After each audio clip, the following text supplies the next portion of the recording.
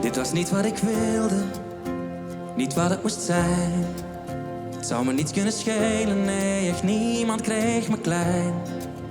Maar nu moet ik bekennen, ook al klinkt het raar.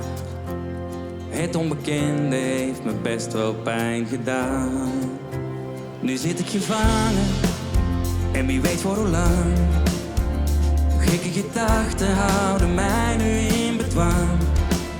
Ik zou je willen vertellen, ik kan de wereld aan. Maar er zitten verhalen achter elke nieuwe traan. Dus kop in de grond, muren omhoog, omdat ik niet meer in de mens geloof. Waar ik ook kom, waar ik ook sta, het is tijd om te gaan.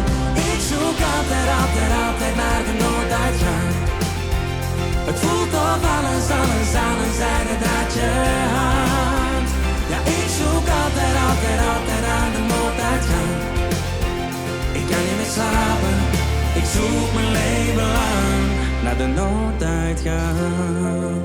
Met mijn ogen gesloten, kijk ik naar buiten toe. Het is niet te geloven, nee, hoe luid de stilte roept. Wie trekt me uit het verleden? Wie geeft mij een hand? Oh, wat haat ik het heden als het in gedachten brandt. Dus kop in de grond, muren omhoog, omdat ik niet meer in de mens geloof. Waar ik ook kom, waar ik ook sta, het is tijd om te gaan. Ik zoek altijd, altijd, altijd naar de nooduitgang. Het voelt of alles aan een zijde draadje hangt. Ja, ik zoek altijd, altijd, altijd naar de nooduitgang. Ik kan niet meer slapen, ik zoek mijn leven lang naar de nooduitgang. Naar de nooduitgang.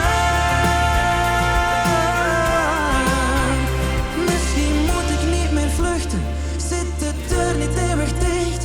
Misschien ben ik voor een ander wel de uitgang naar het licht. Dus nee, ik hoef niet meer te vluchten, dit duurt veel en veel te lang. Misschien ben ik zelf de route naar de nooduitgang. Ik zoek altijd, altijd, altijd naar de nooduitgang.